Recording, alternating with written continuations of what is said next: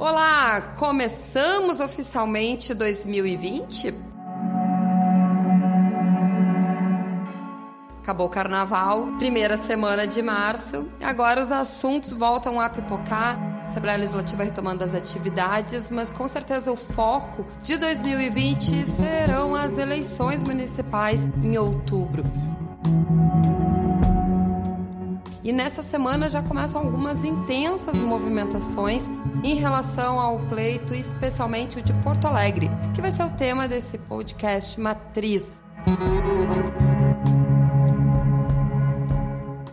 Então, está comigo Flávia Benfica, repórter especial de política aqui do Correio do Povo. Tudo bom, Flávia? Tudo bem, pessoal. A Flávia fez agora na Semana do Carnaval um mapeamento um pouco desses caminhos que estão sendo trilhados aqui em Porto Alegre pelos partidos. Basicamente, nós temos a pressa a se consolidar à frente da atual gestão do prefeito Nelson Marquesan Júnior do PSDB, que deverá concorrer à reeleição. Temos a frente de esquerda, que está sendo ali articulada, tendo principalmente o nome da ex-deputada e ex-candidata à vice-presidência da República, Manuela Dávila, do PCdoB. E também, nesse jogo todo, temos a possibilidade de ter uma frente de direita, centro-direita, envolvendo alguns outros candidatos. É importante citar também que essa semana começa, a partir dessa quinta-feira, dia 5 de março, o período de troca-troca. O que é isso? Essa é uma janela em que é aberta para que os candidatos, vereadores que estejam em mandatos possam trocar de partido sem perder o cargo. E isso está sendo muito importante, por quê? Porque a gente vai ter algumas mudanças bem consideráveis, focando exatamente a eleição de outubro. A gente fez o mapeamento agora na metade de fevereiro e apenas aqui na Câmara Municipal de Porto Alegre, onde nós temos 36 vereadores, cerca de 10 deverão trocar de partido. Vai mudar algumas forças nas bancadas, mas também já é um indicativo de o que deverá ser esperado na eleição desse ano. Então vamos começar. Flávia, como é que foi esse trabalho de mapeamento? O que dá para acompanhar? A gente ainda tem muito a ser discutido, porém são essas negociações prévias que vão definindo um pouco dos caminhos que os partidos deverão trilhar em Porto Alegre. Exato, Maureen. O que ocorre? Os articuladores aí partidários não tiraram férias em relação aos pleitos municipais. Tem muita negociação, nessas siglas maiores principalmente, e nós temos duas questões que estão impactando. A janela partidária, ou seja, essa possibilidade de que troquem de partido, esse período, né? É um período de um mês. Período de um mês, ele vai de 5 de março até 3 de abril. Então, eles fazem muitas projeções, muitos cálculos, assim, com vistas à sua reeleição. Se as siglas que eles estão se mantêm competitivas, se essas siglas não têm mais tanta competitividade, se elas correm o risco de ser extintas em função da legislação. A própria capacidade dessas siglas, como fundo eleitoral e tempo de TV, que é uma coisa que precisa ser levada em consideração. Exatamente. E nós temos essa novidade da eleição deste ano, que é a primeira vez em que isso vai acontecer, que é a proibição de coligações nas chapas proporcionais. Isso é importante, assim, na verdade é muito importante e é importante que os eleitores saibam o que significa, porque isso sempre passou meio batido nas eleições. Como é que era? Faziam aliança na majoritária. Majoritária é o quê? Os cargos do executivo. Nesse caso aqui, prefeito, vice-prefeito. E aí elas podiam ou não se coligar na chapa proporcional. Proporcional é para o legislativo. Aí o que acontecia assim, às vezes essas siglas que estavam juntas na majoritária, às vezes ficavam juntas na proporcional, às vezes ficavam separadas na proporcional, às vezes uma parte delas se juntava na proporcional, ou elas faziam diferentes coligações, tipo, tu tens uma aliança na majoritária de 6 partidos, aí 2 faziam uma coligação, mais 2, faziam 3 coligações diferentes na proporcional. Com vistas a quê? Não era uma questão ideológica nem programática, como sempre se diz. Isso é com vistas a fazer as contas e ver com quantas cadeiras tu consegue alcançar. Muitas siglas se coligavam com outras maiores, conforme o interesse, para conseguir conquistar uma cadeira no Legislativo. Isso agora não vai acontecer mais. E é interessante porque esses movimentos acabavam fazendo com que aparecessem aquelas surpresas dos vereadores, principalmente eleitos, que eram aqueles que assim, ele não tinha tantos votos, mas entrava para conta, quociente eleitoral, sobras e tal, e entrava e aí acontecia o quê? Uma pessoa de um partido inexpressivo, que ninguém sabia que existia, chegava lá e conquistava uma cadeira, e aí, às vezes, alguém de um partido maior, a pessoa mais conhecida, fazia muito mais votos e ficava de fora. Claro, dentro dos partidos vai continuar tendo, mas só que daí vai ser só dentro do partido. Sim, e entre as justificativas das trocas de alguns vereadores que comentaram, era exatamente esse ponto. Por exemplo, em determinadas siglas, tu vai ter uma nominata muito forte e que os votos vão ser disputados, então tu vai precisar fazer muitos votos para poder se eleger, e tem outras que talvez tu sozinho pode fazer uma grande quantidade de voto e conseguir se eleger. É um diferencial, e é importante, porque os candidatos a vereador, eles acabam fazendo uma campanha também importante para a majoritária, né? E aí entra o ponto de por que nesse momento ainda temos mais de uma dezena de pré-candidatos à prefeitura. Porque qual é o receio dos partidos? Bom, eu não apresento candidato, aí vai diminuir o número de votos na legenda e eu corro o risco de não eleger vereadores. Mas também nós temos aí agora muitos dirigentes partidários tentando pesar isso, porque tipo assim, bom, daqui a pouco eu apresento um candidato, ele não é competitivo e ele acaba puxando para baixo ao invés de para cima. Então todo esse cálculo está sendo feito nesse momento.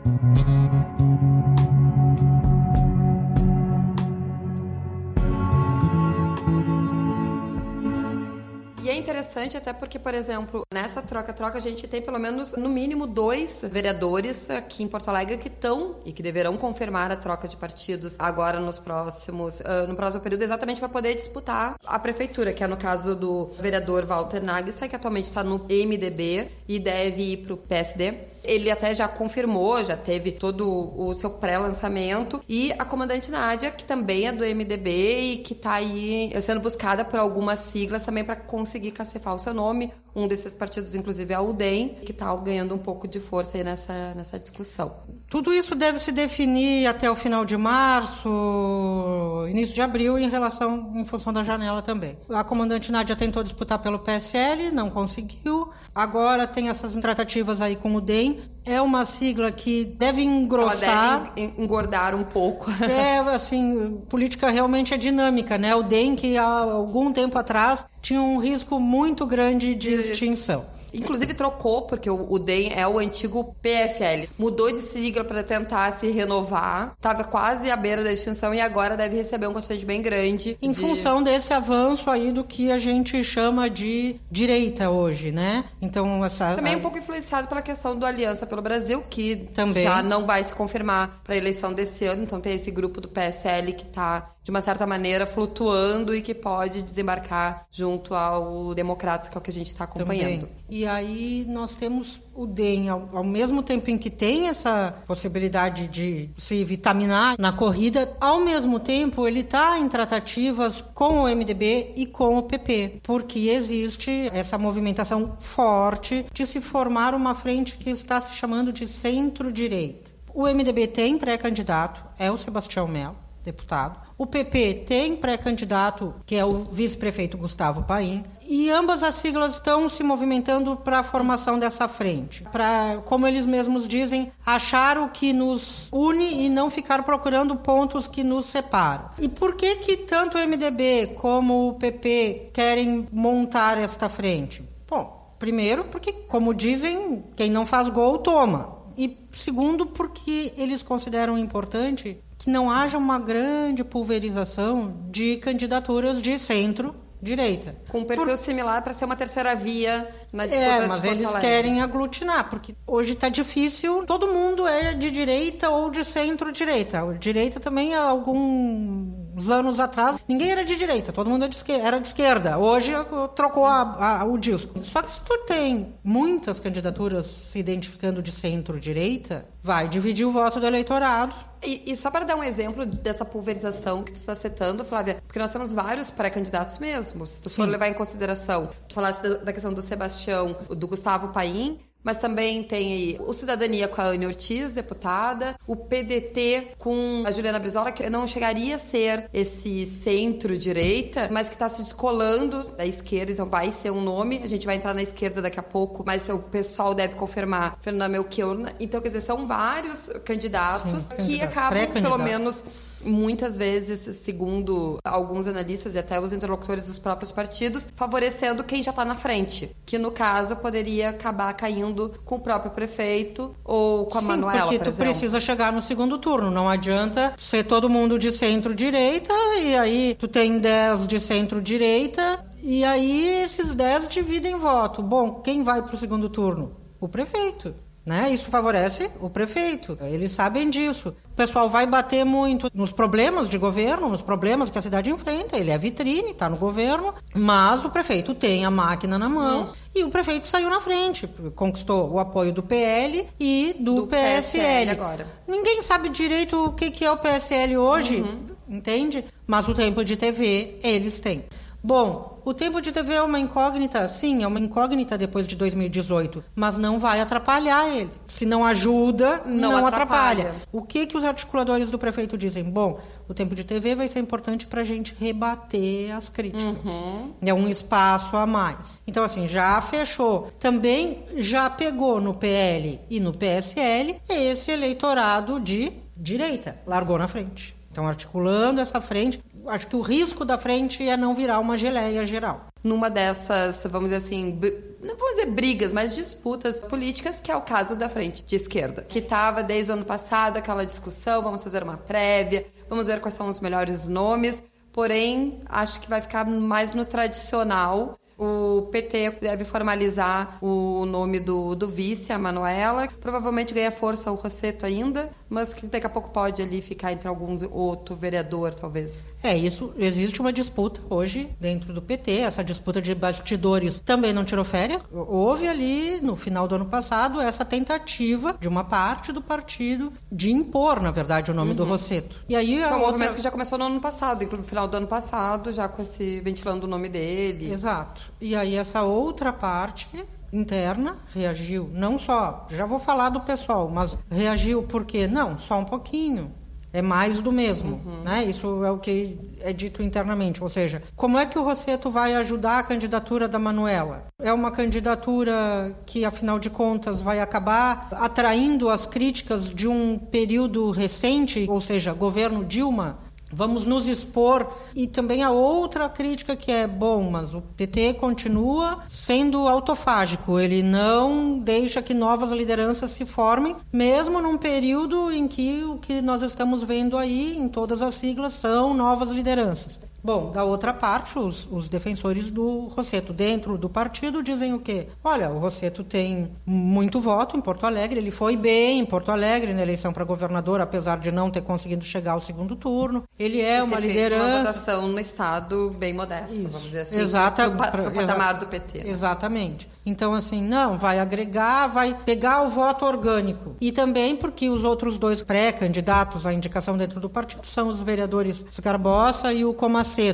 Não, nós precisamos de vocês concorrendo ao Legislativo para puxar voto em função... Até porque os dois já estão, acho que mais de 2 mandatos, pelo menos o Sgarbossa já passou de 2 mandatos, quer dizer, já são mais conhecidos, né, para conseguir votos. Mas aí tu morre vereador, dependendo desse ponto de vista.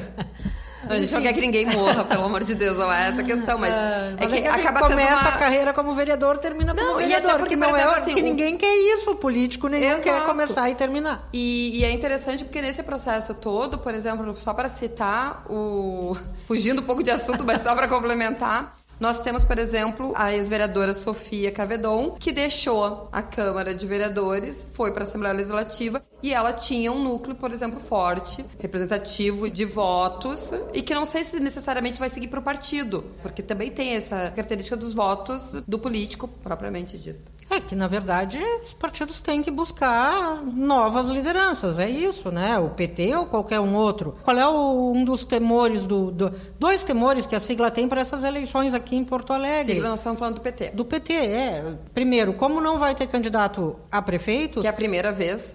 que é a primeira vez em quase 30 anos, tem medo de que as pessoas não votem na legenda. Ou seja, daí diminui o número de votos na legenda, diminui o número de cadeiras. E sim, existe um grande receio de que acabe fazendo menos vereadores do que o PSOL.